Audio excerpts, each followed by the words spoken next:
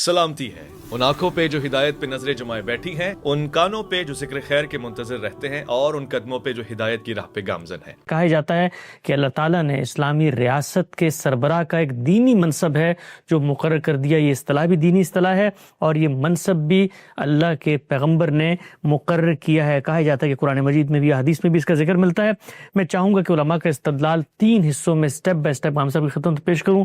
ہم سب سے پہلا جو استدلال کیا جاتا ہے وہ یہ ہے کہ اللہ کے پیغمبر نے خود یہ خلافت کا انسٹیٹیوشن قائم کیا اور اپنے بعد ایک خلیفہ مقرر کیا جنہیں سیدنا ابوبکر کے نام سے موسوم کیا جاتا ہے، اور ساتھ یہ بھی کہا جاتا ہے کہ خود اللہ کے پیغمبر نے کہا تھا کہ میرے بعد 30 سال یہ خلافہ علی منہاج النبوہ ہوگی۔ تو خلافت کا جو انسٹیٹیوشن ہے یہ تو پیغمبر جب قائم کر کے گئے ہیں، تو اسلام اور ریاست کی اس پوری بحث میں آپ کے زیر بحث ہی نہیں آیا۔ خلافت تو ایک تعبیر ہے، اگر آپ اس کی حقیقت میں اتر کے دیکھیں تو وہ کیا چیز ہے؟ یہ کہ مسلمان ایک جمعیت کی صورت اختیار کر چکے ہیں۔ جب وہ ایک جمعیت کی صورت اختیار کر چکے ہیں تو فطری تقاضوں کے لحاظ سے ان میں ایک نظم اجتماعی پیدا ہو جائے گا۔ جب ان میں ایک نظم اجتماعی پیدا ہوگا تو اقتدار کی ضرورتوں کو پورا کرنے کے لیے وہ اپنے اولوالامر کا تقرر کریں گے۔ چنانچہ مسلمانوں کی ایک ریاست وجود میں آ جائے گی۔ یہ بالکل اسی طرح سے ہوا جیسے دنیا بھر میں ہوتا ہے۔ کسی قوم کے پاس اگر ایک خطہ ارض ہے، وہاں وہ پوری جمعیت کے ساتھ موجود ہے، اللہ تعالیٰ نے اگر ان کو یہ توفیق دی ہے کہ وہ نظم کے ساتھ رہ سکیں، تو پہلا قدم یہی اٹھائیں گے کہ وہ اپنے اندر ایک ریاست کو وجود پذیر کر دیں گے۔ اس وقت دنیا بھر میں یہی صورتحال ہے۔ میں نے بارہا یہ عرض کیا ہے کہ یہ انسان کی فطری ضرورتوں میں سے ہے۔ وہ جس طریقے سے کھاتا ہے، پیتا ہے، کاروبار کرتا ہے، معاش کی جدوجہد کرتا ہے، اپنی فطری ضرورتوں کو پورا کرنے کے لیے جیسے ہی شعور کو عمر کو پہنچتا ہے، ان سب سرگرمیوں کے لیے اپنے آپ کو پیش کر دیتا ہے۔ یہی صورتحال ریاست و حکومت کی ہے۔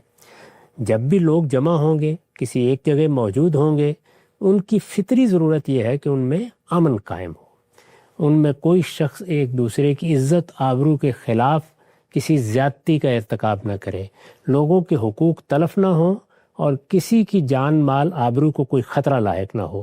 اس مقصد سے لوگ اپنے اندر نظم پیدا کرتے ہیں۔ وہ نظم قبیلے کی سطح پر بھی ہو سکتا ہے، وہ قدیم ریاستوں کی صورت میں بھی ہو سکتا ہے، وہ اس زمانے کی بڑی سلطنتوں کی صورت میں بھی ہو سکتا ہے، وہ قومی ریاستوں کی صورت میں بھی ہو سکتا ہے۔ اس نوعیت کا نظم چونکہ ایک فطری تقاضے سے پیدا ہوتا ہے، اس لیے جیسے ہی رسالت مآب صلی اللہ علیہ وسلم کو مدینہ میں اقتدار حاصل ہوا، مدینہ میں اقتدار دعوت کی اس جدوجہد کا نتیجہ تھا جو آپ نے مکے میں بھی کی، اور پھر وہ لوگ جو باہر کے قبیلوں سے آ رہے تھے ان کے سامنے دعوت پیش کر کے اس کو اتمام و اکمال تک پہنچایا۔ ٹھیک، جب مدینہ سے یا یثرب سے بعض لوگوں نے اس دعوت کو قبول کر لیا، اور وہ جس طرح کے شبلی نے اپنی سیرت النبی میں تعبیر اختیار کی ہے، اپنے علاقے کے رؤوس القبائل تھے، 2 بڑے قبیلے تھے، ایک اوس کا قبیلہ، ایک خزرج کا قبیلہ۔ ان کے سرداروں نے، ان کے بڑوں نے جب رسالت مآب صلی اللہ علیہ وسلم کے ہاتھ پر اسلام قبول کر لیا، آپ کو یثرب آنے کی دعوت دی، تو اس کے معنی ہی یہ تھے کہ یثرب میں ایک خطہ ارض میسر آ گیا ہے، مسلمان اب وہاں منتقل ہو سکتے ہیں، ان کے اندر ایک جمعیت پیدا کرنے کا موقع پیدا ہو گیا ہے۔ اب اس کے لازمی نتیجے کے طور پر وہاں حکومت قائم ہو جائے گی۔ چنانچہ وہ حکومت وہاں قائم ہو گئی۔ رسالت مآب صلی اللہ علیہ وسلم جب دنیا سے رخصت ہوئے ہیں تو اس وقت ایسا نہیں ہے کہ آپ کسی غار میں بیٹھے ہوئے تھے، ایک حکومت کی جو قائم ہو چکی تھی سربراہی فرما رہے تھے، اس کی سربراہ کی حیثیت سے آپ نے ذمہ داریاں انجام دی تھیں، اس میں جنگیں لڑی تھیں، اور رسالت مآب کی زندگی ہی میں اس کے حدود پورے جزیرہ نما عرب تک وسیع ہو گئے تھے۔ اب ظاہر ہے کہ آپ دنیا سے رخصت ہو رہے تھے تو آپ کو یہ بتانا تھا کہ میرے بعد کیا ہوگا۔ یعنی ایک آپ کی وہ شخصیت تھی جس میں آپ کو پیغمبر مانا گیا، جس میں آپ نے اللہ کی ہدایت لوگوں تک پہنچائی، اس ہدایت کی پیروی تو قیامت تک لوگوں نے کرنی ہے، لیکن جو نظم اجتماعی آپ کی قیادت میں وجود پذیر ہو گیا تھا، اس میں اب کیا کرنا ہے۔ اس موقع پر آپ نے یہ تاکید فرمائی کہ اس وقت جو مسلمانوں کی مختلف جماعتیں ہیں ان میں سب سے بڑی جماعت قریش کی جماعت ہے. مہاجرین قریش ہیں جن کو اس سے پہلے بھی عرب میں اقتدار حاصل تھا اور مسلمان ہونے کے بعد بھی ان کی اس حیثیت میں کوئی تبدیلی نہیں ہوئی.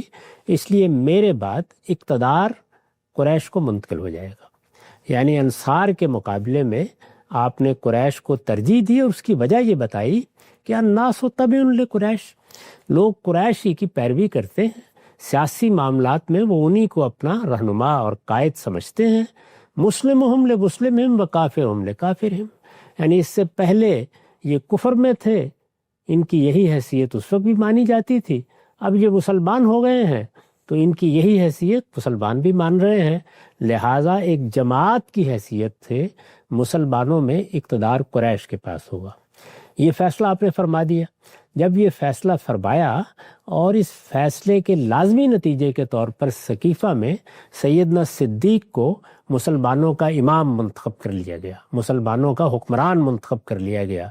اس موقع پر چونکہ رسالت مآب صلی اللہ علیہ وسلم ابھی دنیا سے رخصت ہوئے تھے اور رسالت مآب کی حیثیت جیسے کہ میں نے عرض کیا مسلمانوں کے حکمران کی بھی تھی، تو ان کے بارے میں یہ تعبیر اختیار کی گئی، صحابہ کرام نے اختیار کی کہ یہ خلیفۃ الرسول ہیں، یعنی رسول اللہ صلی اللہ علیہ وسلم کے جانشین ہیں.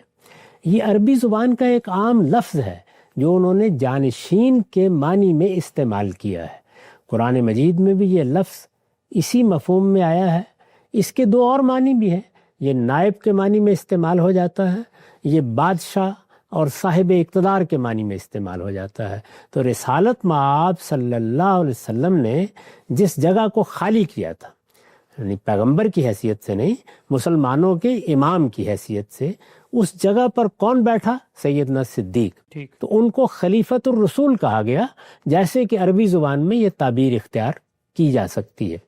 جب یہ اصطلاح استعمال کی گئی تو پہلے مرحلے میں تو کوئی زیادہ تردد نہیں ہوا. جب سیدنا عمر رضی اللہ عنہ ان کی جگہ اسی مسند پر بیٹھے تو عربی زبان میں ان کے لیے بھی وہی تعبیر لوگوں نے اختیار کی اور یہ کہا کہ یہ خلیفۃ و خلیفۃ الرسول ہیں.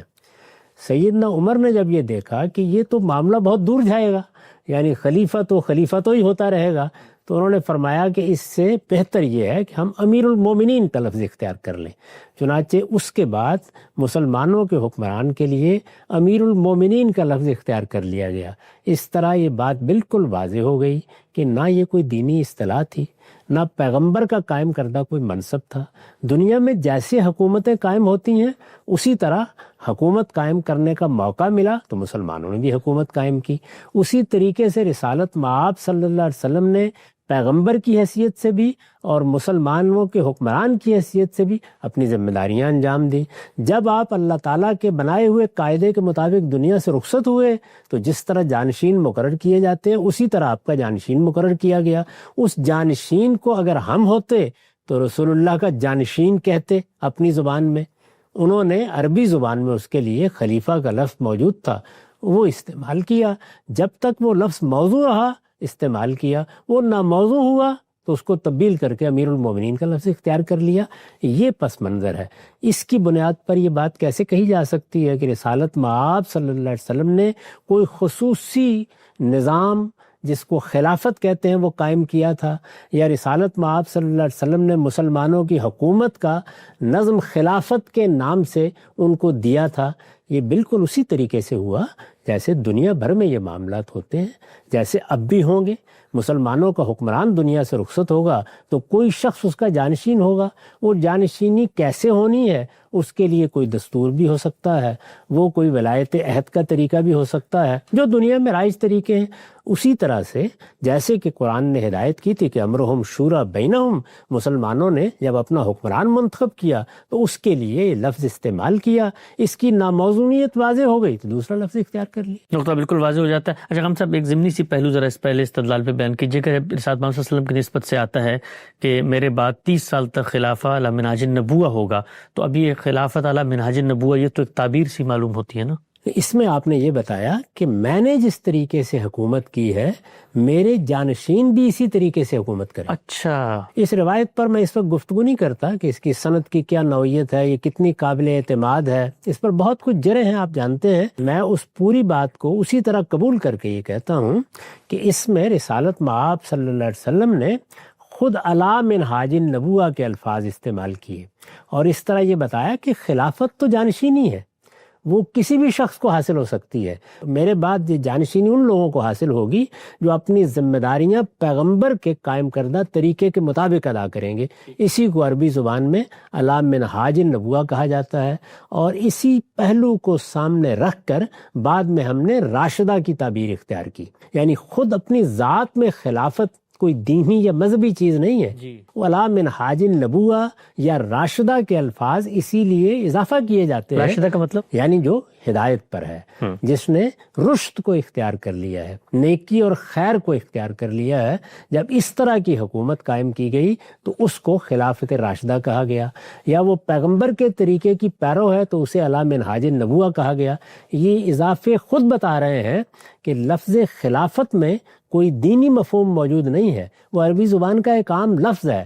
چنانچہ اگر کوئی دینی پہلو اس میں پیدا کرنا ہے تو یہ اضافے کرنے پڑیں گے. نقطہ بالکل واضح ہو جاتا ہے. ہم سے جو پہلا استدلال تھا کہ رسالت مآب صلی اللہ علیہ وسلم نے خود ایک انسٹیٹیوشن قائم کیا ہے، واضح ہو جاتا ہے کہ امرہم شورا بینہم کے طرز پہ ہی رسول اللہ صلی اللہ علیہ وسلم کے بعد جس شخص نے حکمران بننا تھا وہ حکمران بنا اور اس کو خلیفہ قرار دے دیا گیا.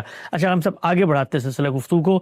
یہ جو آپ نے اس وقت پیشکش کی ہے اس کو اگر قبول کر لیں تو اس پر جو اگلا اعتراض ہے علماء کی جانب سے وہ یہ کہ اگر خلافت کوئی مذہبی انسٹیٹیوشن نہیں ہے، کوئی دینی اصطلاح نہیں ہے، تو پھر قرآن مجید نے متعدد مقامات پر خود خلیفہ کا لفظ کیوں استعمال کیا؟ اگر قرآن مجید میں ایک لفظ استعمال ہوا ہے تو گویا وہ تو دینی اصطلاح بن گئی.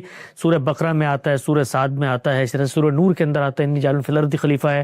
سیدنا داؤد کو کام نے تمہیں خلیفہ مقرر کر دیا. اس طرح سے مومنین کو بشارت دی کہ لا یستخلفنہم فی الارض، زمین میں ہم پھر تمہیں خلافت عطا کر دیں گے. اگر خلافت دینی اصطلاح نہیں ہے جیسے آپ نے بتایا تو پھر قرآن مجید تو اس کو باقاعدہ خلیفہ کا نام لے کر بیان کرتا ہے. آپ کو یاد ہوگا کہ میں نے 2015 میں ایک مضمون لکھا تھا.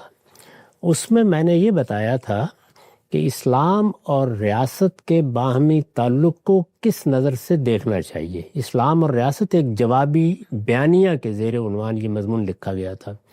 اس میں نے اس موضوع پر بھی اپنی رائے بیان کی تھی، یعنی یہ خلافت کیا چیز ہے، اس کی دینی حیثیت کیا ہے. اس کے جواب میں بہت سے اہل علم نے مضامین لکھے. اسی میں ایک مضمون مولانا تقی عثمانی صاحب کا تھا. میں نے اس کے جواب میں پھر اپنے موقف کی مزید وضاحت کی. میں اس کا ایک حصہ آپ کے سامنے رکھ دیتا ہوں. اس سے بالکل واضح ہو جائے گا کہ اس باب میں کیا غلط فہمی بالعموم لوگوں کو لاحق ہوتی ہے. میں نے لکھا تھا اس میں شبہ نہیں کہ خلافت کا لفظ اب کئی صدیوں سے اصطلاح کے طور پر استعمال ہوتا ہے، یعنی ہمارے ہاں یہ اصطلاح بن چکی ہے. اس میں شبہ نہیں کہ خلافت کا لفظ اب کئی صدیوں سے اصطلاح کے طور پر استعمال ہوتا ہے، لیکن یہ ہرگز کوئی دینی اصطلاح نہیں ہے. یہ کوئی دینی اصطلاح نہیں ہے. دینی اصطلاحات رازی، غزالی، ماوردی، ابن حزم اور ابن خلدون کے بنانے سے نہیں بنتی، اور نہ ہر وہ لفظ جسے مسلمان کسی خاص مفہوم میں استعمال کرنا شروع کر دیں دینی اصطلاح بن جاتا ہے. یہ اللہ اور اس کے رسولوں کے بنانے سے بنتی ہیں. ہم جب کسی چیز کو کہتے ہیں یہ دینی اصطلاح ہے تو اس کی سند اللہ اور اس کے رسول سے ملنی چاہیے. بعد کے زمانوں میں مسلمانوں کے اہل فکر نے بہت سی اصطلاحات بنائی ہیں. علم عمرانیات کی اصطلاحات ہیں، علم نحو کی اصطلاحات ہیں، علم صرف کی اصطلاحات ہیں، علم لغت کی اصطلاحات ہیں، اصول فقہ کی اصطلاحات ہیں، اصول حدیث کی اصطلاحات ہیں. یہ اصطلاحات ان علوم و فنون کی اصطلاحات ہیں، مسلمانوں کے اہل علم نے بنائی ہیں، لیکن یہ دینی اصطلاحات نہیں ہیں. یہ اللہ اور اس کے رسولوں کے بنانے سے بنتی ہیں. یعنی دینی اصطلاحات جب بنیں گی اللہ بنائے گا، اس کے پیغمبر بنائیں گے، اور اسی وقت قابل تسلیم ہوتی ہیں جب ان کا اصطلاحی مفہوم قرآن و حدیث کے نصوص یا دوسرے الہامی صحائف سے ثابت کر دیا جائے. یعنی اگر ان کو ثابت کرنا ہو تو پھر آپ کو بتانا پڑے گا کہ یہ اصطلاح قرآن نے بنا لی ہے، یہ اس سے پہلے الہامی صحائف میں اصطلاح کے طور پر لفظ مستعمل رہا ہے، یہ بتانا پڑے گا۔ صوم، صلاۃ اور حج و عمرہ وغیرہ اسی لیے دینی اصطلاحات ہیں۔ یہ صوم، صلاۃ، حج و عمرہ ہماری دینی اصطلاحات ہیں، جی لا ریب۔ صوم، صلاۃ اور حج و عمرہ وغیرہ اسی لیے دینی اصطلاحات ہیں کہ انہیں اللہ اور اس کے رسولوں نے یہ حیثیت دی ہے اور جگہ جگہ ان کے اصطلاحی مفہوم میں استعمال کیا ہے۔ یعنی صلاۃ کے بھی ایک لغوی معنی ہے، وہ قرآن میں اس لغوی مفہوم میں بھی استعمال ہوا ہے، لیکن قرآن نے اس کو اصطلاحی مفہوم میں بھی جگہ جگہ استعمال کیا ہے۔ اب جب قرآن نے اس کو اصطلاحی مفہوم میں استعمال کر دیا تو یہ ایک دینی اصطلاح ہے، اس کو دینی اصطلاح مانا جائے گا۔ صوم، صلاۃ اور حج و عمرہ وغیرہ اسی لیے دینی اصطلاحات ہیں کہ انہیں اللہ اور اس کے رسولوں نے یہ حیثیت دی ہے اور جگہ جگہ ان کے اصطلاحی مفہوم میں استعمال کیا ہے۔ لفظ خلافت اس کے برخلاف عربی زبان کا ایک لفظ ہے، یعنی اس کو کبھی قرآن نے کسی اصطلاحی مفہوم میں استعمال نہیں کیا۔ اس کو رسالت مآب صلی اللہ علیہ وسلم نے بھی کبھی اصطلاح کے طور پر استعمال نہیں فرمایا۔ لفظ خلافت اس کے برخلاف عربی زبان کا ایک لفظ ہے، جیسے مختلف الفاظ ہوتے ہیں، اور نیابت، جانشینی اور حکومت و اقتدار کے معنی میں استعمال ہوتا ہے۔ یہ سیاق و سباق بتاتا ہے کہ کہاں یہ جانشینی کے مفہوم میں آ گیا ہے، کہاں یہ نیابت کے مفہوم میں مستعمل ہے، کس جگہ اس سے متکلم نے اقتدار مراد لیا ہے۔ بادشاہی، اقتدار، حکومت اس معنی میں بھی آتا ہے۔ یہ اس کے لغوی مفاہیم ہیں اور قرآن و حدیث میں ہر جگہ یہ اپنے لغوی مفاہیم ہی میں سے کسی ایک مفہوم میں استعمال ہوا ہے۔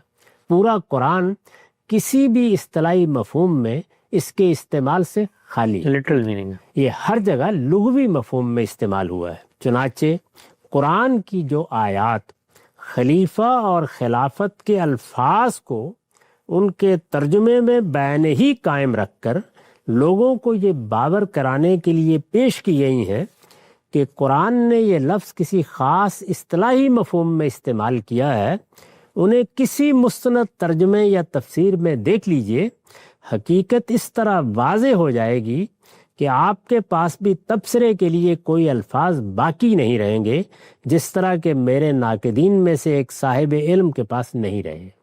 یعنی انہوں نے یہ کیا تھا کہ قرآن کی آیات نقل کی، وہی آیات جن کا آپ نے حوالہ دیا ہے، اور ان کا ترجمہ کرتے ہوئے ہر جگہ لفظ خلافت استعمال کیا۔ تو میں نے یہ بتایا ہے کہ یہ لفظ خلافت کو آپ ترجمے میں بین ہی رکھ کر یہ تاثر یہاں تو دے سکتے ہیں، لیکن کیا قرآن مجید کے مترجمین نے، اہل تفسیر نے بھی یہی کیا ہے؟ انہوں نے اس کو اصطلاح کے طور پر لے کر اسی لفظ کو نیچے رکھ کے ایسے ہی اس کا مدعا واضح کیا ہے۔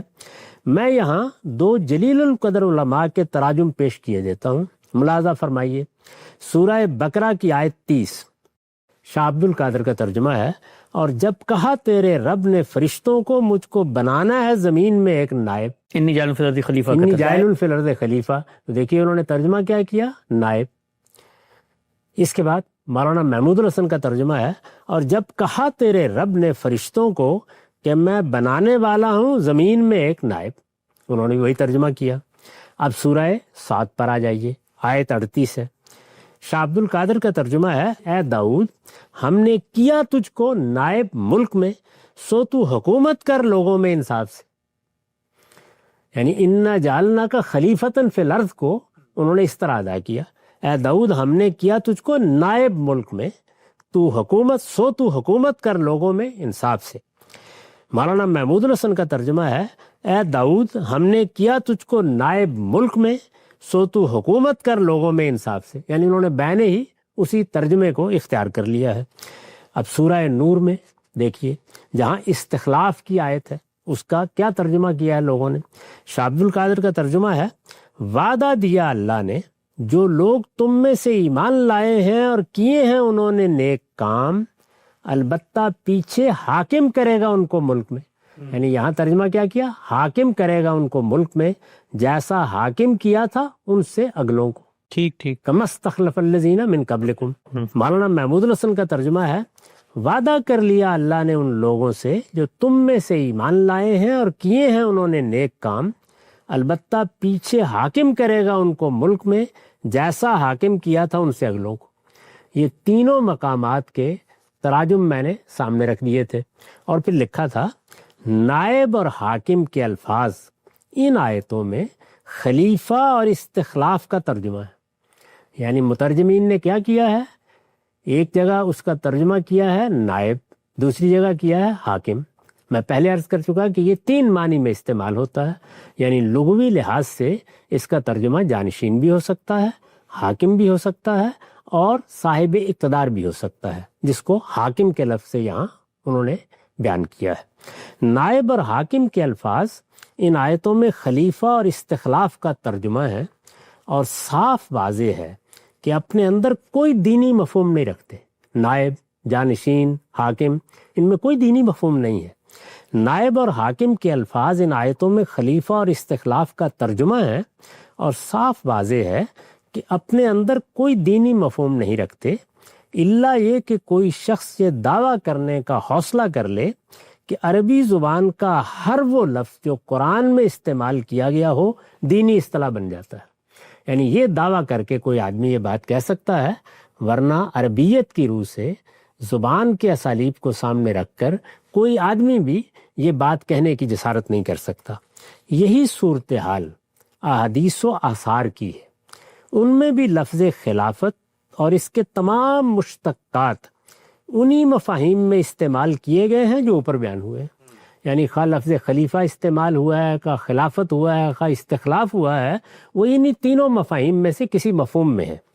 یہاں تک کہ جانشین کے معنی میں لفظ خلیفہ خود اللہ تعالیٰ کے لیے بھی استعمال ہوا ہے۔ یعنی لفظ خلیفہ جانشین کے معنی میں اللہ تعالیٰ کے پیغمبر نے ایک روایت میں اللہ تعالیٰ کے لیے استعمال فرمایا ہے، لغوی مفہوم میں جیسے کہ استعمال کیے جاتے ہیں۔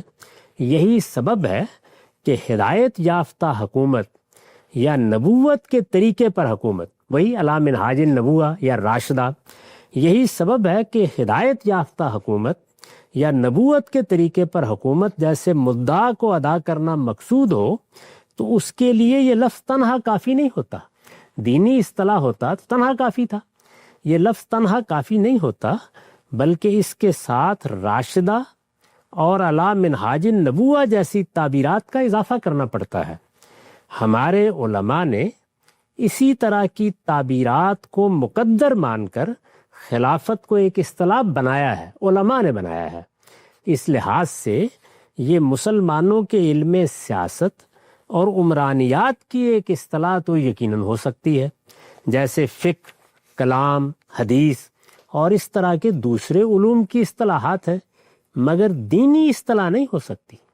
اللہ اور رسول کے سوا کسی کی ہستی نہیں ہے کہ وہ کسی لفظ کو دینی اصطلاح قرار دے، یہ انہی کا حق ہے، اور کسی لفظ کے بارے میں یہ دعویٰ کہ وہ دینی اصطلاح ہے انہی کے ارشادات سے ثابت کیا جائے گا، یہ ابن خلدون کے مقدمے سے ثابت نہیں کیا جا سکتا۔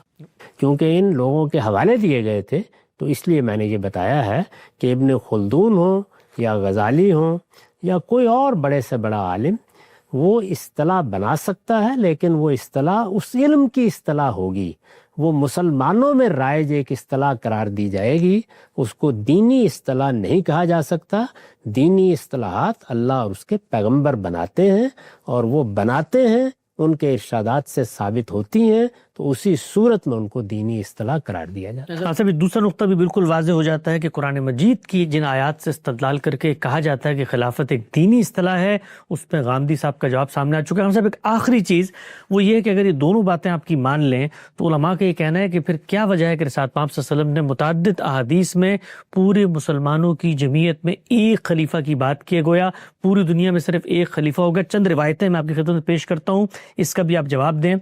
ارشاد فرمایا جو شخص تمہارے پاس آئے اور تم ایک شخص کے خلیفہ پر متحد ہو اور وہ تمہارے درمیان اتحاد کو توڑنا چاہیے، تمہاری جماعت میں تفرقہ ڈالنا چاہے تو اسے قتل کر دو۔ اس طرح ایک اور جگہ پہ ارشاد فرمایا، مسلم کی حدیث ہے، جب دو خلیفوں کے لیے بیعت لی جائے تو ان میں سے ایک دوسرے کو قتل کر دے گا۔ اور آخری روایت زمانے پیش کی جاتی ہے، جس نے کسی امام کی بیعت کی اور اس کے ساتھ ہاتھ اور دل سے وفاداری کا عہد لیا تو جہاں تک اس کی استطاعت ہو اس کی اطاعت کرے، اگر کوئی دوسرا آ کر اس سے خلافت چھیننے کی کوشش کرے تو اس دوسرے کی گردن مار دو۔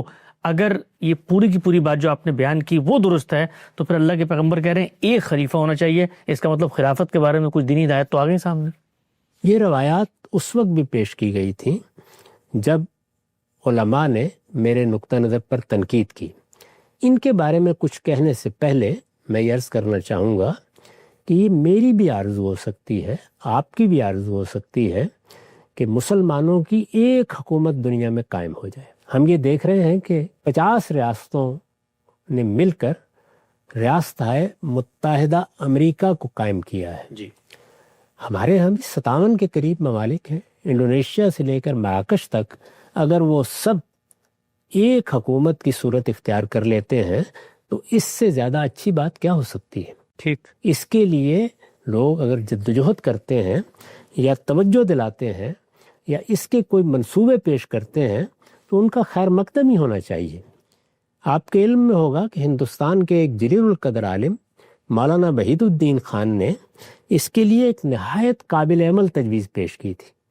انہوں نے لکھا تھا کہ اس وقت جزیرہ نما عرب میں ایک بادشاہت قائم ہے۔ جزیرہ نما عرب کو مسلمانوں کے دل کی حیثیت حاصل ہے، وہاں اللہ کا حرم ہے، ہم سب مسلمان دنیا بھر میں اس کو اپنا مرکز سمجھتے ہیں، وہ ہمارے لیے دنیا میں ایک مرکز محسوس کی حیثیت رکھتا ہے۔ چنانچہ اگر مسلمانوں کے تمام ممالک جزیرہ نما عرب کی بادشاہت کے ساتھ وہی تعلق قائم کر لیں جو تعلق کینیڈا کا، نیوزی لینڈ کا اور آسٹریلیا کا شاہ برطانیہ کے ساتھ ہے تو یہ بہت اچھی بات ہوگی۔ اس نوعیت کی دوسری تجویزیں بھی پیش کی جا سکتی ہیں۔ مسلمان سب مل کر ایک طاقت بن جائیں، ان کی پوری مملکت کے وسائل مجتمع ہو جائیں، مسلمانوں کے لیے نقل مکانی کی پابندیاں اٹھ جائیں، ان کی اجتماعی قوت دنیا میں اپنی حیثیت منوائے۔ یہ کون شخص ہے جس کی آرزو نہیں ہوگی؟ اس لیے یہ زیر بحث نہیں ہے۔ اصل سوال یہ ہے کہ اس معاملے کی دینی حیثیت کیا ہے۔ چنانچہ نہ یہ خلافت کوئی دینی اصطلاح ہے، نہ اگر ہم اس نوعیت کا کوئی نظم قائم کریں، یعنی پوری دنیا کے مسلمان ممالک مل کر کوئی نظم قائم کریں تو اس کے لیے خلافتی کا لفظ اختیار کرنا ضروری ہے۔ میں نے ابھی عرض کیا کہ اس کو ہم ریاستہائے متحدہ اسلامیہ بھی کہہ سکتے ہیں، کوئی اور تعبیر بھی اس کے لیے مستعار لے سکتے ہیں۔ ان میں سے کوئی چیز بھی دین کا تقاضا نہیں ہے۔ یہ بنیادی بات سمجھ لینے کے بعد اب یہ دیکھیے کہ ان روایات کی کیا حیثیت ہے۔ میں نے اس وقت اسی مضمون میں ان روایتوں پر بھی تبصرہ کیا تھا جس کا ایک حصہ ابھی میں نے آپ کو پڑھ کے سنایا۔ اب یہ دوسرا حصہ بھی سن لیجئے۔ میں نے لکھا ہے، رہی یہ بات کہ دنیا میں مسلمانوں کی ایک ہی حکومت ہونی چاہیے اور یہ اسلام کا حکم ہے۔ پھر سن لیجئے، رہی یہ بات کہ دنیا میں مسلمانوں کی ایک ہی حکومت ہونی چاہیے اور یہ اسلام کا حکم ہے، تو قرآن سے واقف ہر صاحب علم جانتا ہے کہ وہ اس طرح کے کسی حکم سے یکسر خالی ہے۔ یعنی کوئی دینی حکم نہیں ہے جس میں یہ تقاضا کیا گیا ہو۔ البتہ جس طرح کہ میں نے ابھی عرض کیا، ایسا ہو تو کیا کہنے۔ 2 حدیثیں البتہ اس کے حق میں پیش کی جاتی ہیں۔ ان میں سے ایک یہ ہے کہ رسول اللہ صلی اللہ علیہ وسلم نے فرمایا، بنی اسرائیل پر نبی حکومت کرتے تھے، چنانچہ ایک نبی دنیا سے رخصت ہوتا تو دوسرا اس کی جگہ لے لیتا تھا، لیکن میرے بعد کوئی نبی نہیں ہے، حکمران البتہ ہوں گے اور بہت ہوں گے۔ پوچھا گیا، ان کے بارے میں آپ ہمیں کیا حکم دیتے ہیں؟ آپ نے فرمایا، پہلے کے ساتھ عہد اطاعت کو پورا کرو، پھر اس کے ساتھ جو اس کے بعد پہلا ہو۔ دوسری یہ ہے، یہ ایک حدیث ہے، دوسری یہ ہے کہ جب 2 حکمرانوں کی بیعت کر لی جائے تو دوسرے کو قتل کر دو۔ اسی کی ایک صورت آپ نے اور بھی پیش کی ہے۔ اس دوسری حدیث پر تو اگرچہ سند کے لحاظ سے بھی بہت کچھ کلام کیا گیا ہے، لیکن برسبیل تنزل مان لیجئے تب بھی یہ حقیقت ناقابل انکار ہے کہ ان حدیثوں میں وہ بات ہرگز نہیں کہی گئی جو ان سے ثابت کرنے کی کوشش کی جاتی ہے۔ ان میں جو کچھ کہا گیا ہے وہ یہ ہے کہ مسلمان اگر اپنی حکومت کے لیے کسی شخص کے ہاتھ پر بیعت کر لیں اور اس کے بعد کوئی دوسرا بغاوت کر کے اٹھ کھڑا ہو اور لوگوں کو بیعت کی دعوت دے تو ہر مسلمان کو پہلی بیعت پر قائم رہنا چاہیے، یہ بات کہی گئی۔ یعنی ایک نظم ہمارا پاکستان میں قائم ہے، ایک افغانستان میں قائم ہے، ایک ایران میں قائم ہے، اسی طرح 57 ممالک میں۔ ان ملکوں میں اگر ایک حکومت قائم ہو گئی ہے اور کوئی دوسرا اس کے مقابل میں اٹھ کر اپنی حکومت قائم کرنے کی دعوت دیتا ہے تو یہ روایت بتا رہی ہے کہ اس میں ہمیں کیا رویہ اختیار کرنا ہے۔ ٹھیک ٹھیک ٹھیک۔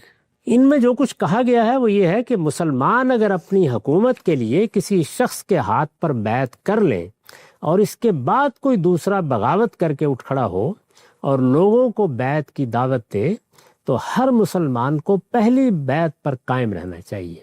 یہ وہی بات ہے کہ مسلمان اپنے نظم اجتماعی کے ساتھ رہیں گے، الجماعت کے ساتھ رہیں گے، اس پر ہم تفصیل سے گفتگو کر چکے ہیں۔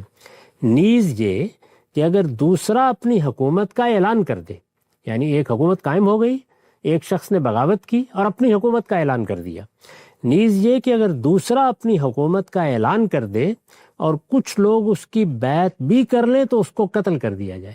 یہ صورت بعض اوقات پیدا ہو جاتی ہے، اس وقت بھی اگر آپ دیکھیں تو بعض مسلمان ملکوں میں یہی صورت پیدا ہوئی ہے۔ یہ ظاہر ہے کہ ایسی ہدایات ہیں جن کی معقولیت ہر شخص پر واضح کی جا سکتی ہے۔ یعنی اگر امریکہ میں ڈونلڈ ٹرمپ کی حکومت قائم ہو گئی ہے اور مقابل میں کوئی شخص کھڑا ہو کر اپنی حکومت کی دعوت دے تو یہاں کیا سلوک کیا جائے گا اس کے ساتھ؟ یہ ظاہر ہے کہ ایسی ہدایات ہیں جن کی معقولیت ہر شخص پر واضح کی جا سکتی ہے۔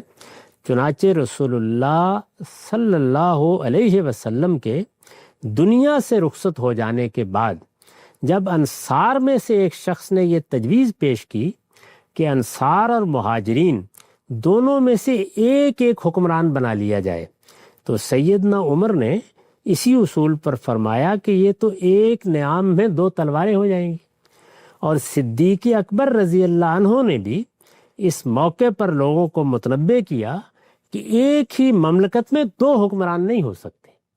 یہ مدعا ہے، اس لیے کہ اس کا نتیجہ یہی نکلے گا کہ سخت اختلافات پیدا ہو جائیں گے، صلاح کے بجائے فساد بڑھے گا، پورا نظم منتشر ہو کر رہ جائے گا، اور رسول اللہ صلی اللہ علیہ وسلم نے لوگوں کو جس طریقے پر چھوڑا تھا اس کی جگہ یہ بدعت لے لے گی کہ ایک ہی مملکت میں دو لوگ حکومت کر رہے ہوں گے۔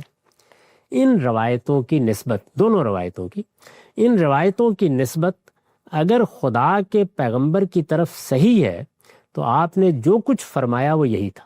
یعنی یہ ہدایت کی گئی تھی کہ جب مسلمانوں کی ایک حکومت قائم ہو جائے تو پھر اس میں اختلال پیدا کرنا، پھر اس کے مقابلے میں اٹھنا، پھر اس کو درہم برہم کرنے کی صحیح کرنا، یہ ناجائز ہے اور یہ فساد فی الارض ہے، یہ حرابہ ہے۔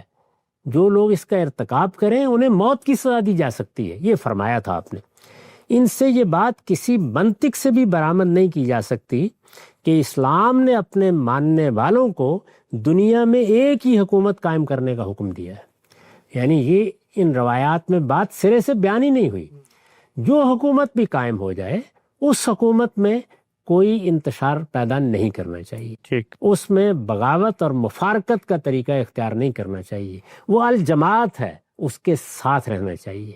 اس کو اگر کوئی شخص توڑنے کی کوشش کرتا ہے تو ان روایتوں میں بھی جن پر ہم بحث کر چکے ہیں یہی کہا گیا تھا کہ ماتا میتتن جاہلیہ، یہ جاہلیت کی موت ہوگی۔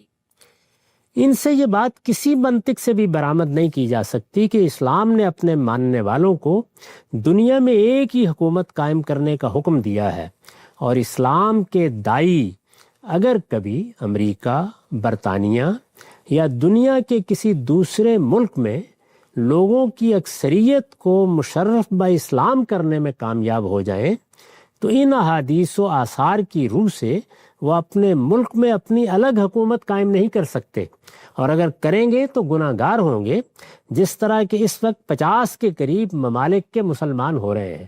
یعنی یہ حکم نہیں دیا گیا کہ اگر کسی جگہ کے لوگ مسلمان ہو جائیں، دور دراز کے علاقے میں اپنی حکومت قائم کریں، تو ان کو یہ حق حاصل نہیں ہے۔ حکومتیں لوگ اپنی قائم کریں، بہت اچھی بات ہے کہ سب مل کر ایک حکومت بن جائیں، یہ بھی بہت اچھی بات ہے کہ اس کے لیے ہم اپنی اصطلاح استعمال کر لیں، یعنی خلافت کی اصطلاح، لیکن ان میں سے کوئی چیز بھی دین کا حکم نہیں ہے۔ دین یہ تقاضا کر رہا ہے کہ جب ایک حکومت قائم ہو جائے گی، جب مسلمانوں کا نظم اجتماعی وجود میں آ جائے گا، اس کو پھر اختلال میں مبتلا نہیں کیا جا سکتا، یہ بات کہی گئی ہے۔ علماء کو متنبہ رہنا چاہیے کہ خدا کے دین میں جو بات جتنی ہو اسے اتنا ہی رکھا جائے۔ یہ کسی عالم اور فقیہ اور محدث کا حق نہیں ہے کہ وہ لوگوں کو ایک ایسی بات کا مکلف ٹھہرائے جس کا مکلف ان کے پروردگار نے ان کو نہیں ٹھہرایا۔ اللہ تعالیٰ نے یہ ذمہ داری نہیں ڈالی تو پھر علماء کا بھی یہ کام نہیں ہے۔ چنانچہ میں نے لکھا ہے اور ایک مرتبہ پھر دہرا رہا ہوں کہ جن ملکوں میں مسلمانوں کی اکثریت ہے، ان کی ایک ریاست ہائے متحدہ کا قیام ہم میں سے ہر شخص کی خواہش ہو سکتی ہے، اور ہم اس کو پورا کرنے کی جدوجہد بھی کر سکتے ہیں، لیکن اس خیال کی کوئی بنیاد نہیں ہے کہ یہ اسلامی شریعت کا کوئی حکم ہے جس کی خلاف ورزی سے مسلمان گناہ کے مرتکب ہو رہے ہیں۔ چنانچہ اس موقع پر جب یہ بحث ہوئی تھی تو میں نے بار بار توجہ دلائی تھی کہ مسلمانوں کے ہاں تو پہلی صدی کے بعد ہی ان کی 2 حکومتیں قائم ہو گئی جی، ہسپانیہ کی دولت امویہ اور بغداد کی دولت عباسیہ۔ کسی نے بھی کبھی نہیں کہا کہ یہ کوئی گناہ کا کام ہو گیا ہے۔ وہ حکومت بھی اپنی جگہ صدیوں قائم رہی اور یہ حکومت بھی اپنی جگہ صدیوں قائم رہی۔ اس معاملے میں مسلمانوں کا علم ہمیشہ بالکل واضح رہا ہے۔ یہ ہماری آرزو ہے، یہ ہماری خواہش ہے، یہ بہت اچھی بات ہے، اے کاش ایسا ہو جائے، لیکن یہ دین کا کوئی حکم ہے، دین کے شواہد و نظائر میں اس کے لیے کوئی استدلال موجود نہیں ہے۔